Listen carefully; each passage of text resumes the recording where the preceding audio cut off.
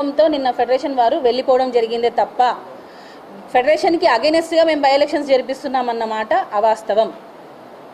So ఫెడరేషన్కి మేము అగైనెస్ట్గా వెళ్తున్నాము, వాళ్ళ బైలాస్ ప్రకారం మేము పాటించట్లేదు అని చెప్పి వారు మమ్మల్ని బైకాట్ చేశారు అని చెప్పి చాలా వచ్చాయి. సో అవన్నీ కరెక్ట్ కాదండి. ఎవరైతే రాజీనామాలు చేశారో వాళ్ళకి మాత్రమే ఉప ఎన్నికలు జరగాల లేదా అనే ఒక దాని మీద మాత్రమే నిన్న ఓటింగ్ జరిగింది. సీక్రెట్ ఓటింగ్ ద్వారా జరిగింది. మళ్ళీ వారు జేసీఎల్ గారిని కలవడం జరిగింది. ఈ 10 మంది మాకు ఇంకొక అవకాశం ఇవ్వండి అని అన్నారు. మళ్ళీ మేము 5th ఈ నెల మళ్ళీ జనరల్ బాడీ పెట్టుకోవడం జరిగింది. ఆ జనరల్ బాడీలో ఫెడరేషన్ వారిని, జాయింట్ కమిషనర్ ఆఫ్ లేబర్ వారిని, అబ్జర్వర్స్ని ఇద్దరిని పిలిపించాము. అక్కడ కూడా అసలు కరెక్ట్గా మాకు జడ్జిమెంట్ రాలేదు. అందుకనే మేము మళ్ళీ అక్కడ తీర్మానం ఏం తీసుకున్నామంటే 12th ఈ నెల అసలు వీళ్ళు రాజీనామాలు చేసిన వారికి ఎలక్షన్స్ పెట్టాలా వద్దా అని మరొకసారి జేసీఎల్ గారిని గౌరవించి మళ్ళీ సీక్రెట్ ఓటింగ్ ద్వారా పెట్టాలని అనుకున్నాము. చాలామంది డాన్సర్స్, కొంతమంది మాసెస్కి భయపడి మేము ఓపెన్గా చెప్పలేము అని అన్నందుకు మేము సీక్రెట్ ఓటింగ్ ద్వారా అసలు ఈ రాజీనామాలు చేసిన వారికి ఎన్నికలు జరగాలా వద్దా అనే ఒక ఆప్షన్ మీద సీక్రెట్ ఓటింగే జరిగింది తప్ప నిన్న జరిగింది ఎన్నికలు కాదు. దాన్ని టోటల్గా బయటికి ఎన్నికలు జరిగాయని చెప్పి తీసుకొస్తున్నారు. ఎన్నికలు కాదు, అసలు ఎన్నికలు కావాలా వద్దా అనే దాని మీద ఒక సీక్రెట్ ఓటింగ్ జరిగింది. ఎజెండా పాయింట్స్ 2 పెట్టాము. అసలు బై ఎలక్షన్ అంటే ఈ రాజీనామాలు చేసిన వారికి బై ఎలక్షన్స్ కావాలా వద్దా అంతే, ఆ 2 ఆప్షన్స్. ఫెడరేషన్ వారు చెప్తున్నది ఏంటి, ఇది కాదు మొత్తం కార్యవర్గానికి కూడా ఎలక్షన్స్ పెట్టాలా వద్దా అనే ఆప్షన్ పెట్టండి అని అంటున్నారు. అసలు ఆ ఆప్షన్ ఎందుకు పెట్టాలి అనేది మా క్వశ్చన్. మేము రాజీనామాలు చేయలేదు, మేము ఎందుకు దిగిపోవాలి?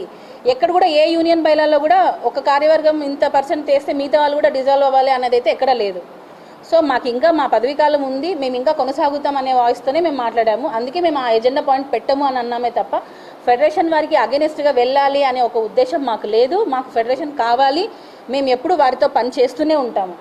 కానీ ఫెడరేషన్ లేకుండా ఎలక్షన్స్ జరుగుతున్నాయి అని చెప్పి కొంతమంది మా డాన్సర్స్కి అవగాహన లేక మాట్లాడడం జరిగింది. ఫెడరేషన్ వారికి అగెనెస్ట్గా జరపలేదు. మా యూనియన్స్ రూల్ ప్రకారం ఏమున్నాయో ఆ రూల్స్ని పాటిస్తూ లీగల్గానే మేము ప్రొసీడ్ అయ్యామని చెప్పి చెప్తున్నాను. తర్వాత బై ఎలక్షన్స్కి నిన్న సీక్రెట్ ఓటింగ్ ద్వారా కింద చాలామందిని రానికుండా ఆపేశారు. అయినా కూడా చాలామంది ధైర్యం చేసి 78 మెంబర్స్ దాకా ధైర్యం చేసి వచ్చారు. ఎప్పుడు కూడా జనరల్ బాడీకి 180-200 లోపలే వస్తారు. కానీ నిన్న మాత్రం రానివ్వకపోవడం వల్ల కొంచెం మీడియా కూడా వచ్చారు, మీకు తెలిసే ఉంటుంది. తర్వాత పోలీస్ వాళ్ళు వచ్చారు, చిన్న చిన్న గొడవలు జరిగాయి. దానివల్ల కొంతమందిని పైకి రానిలేదు. అయినా కూడా 78 మెంబర్స్ వచ్చి ఓటేశారు.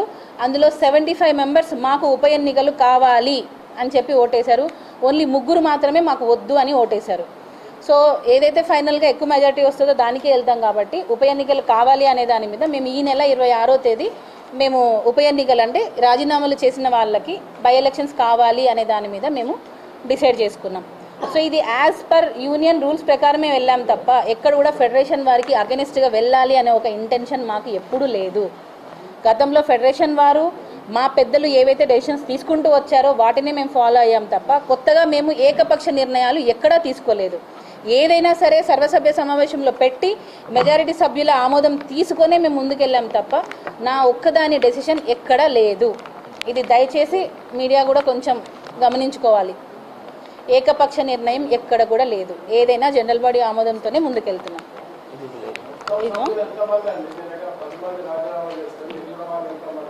మొత్తం టోటల్ 17 మెంబర్స్ సార్ ఉండేది బాడీ. టోటల్ మెంబర్స్ వచ్చి 500. దానిలో చాలామంది సీనియర్స్ ఊర్లలో ఉంటారు, ఒక 100 మంది. 17 మెంబర్స్.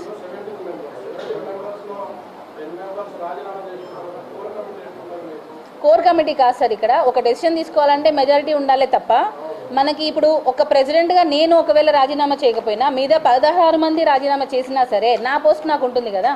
ఎక్కడుంది, ఏ రూల్లో ఉంది?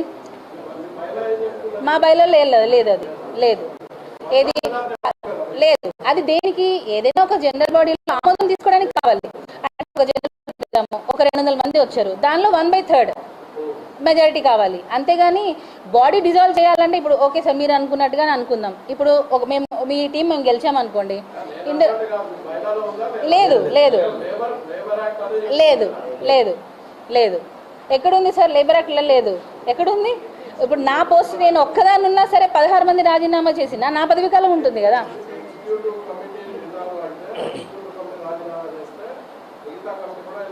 లేదు, అది నామినేట్ చేసుకుంటారు.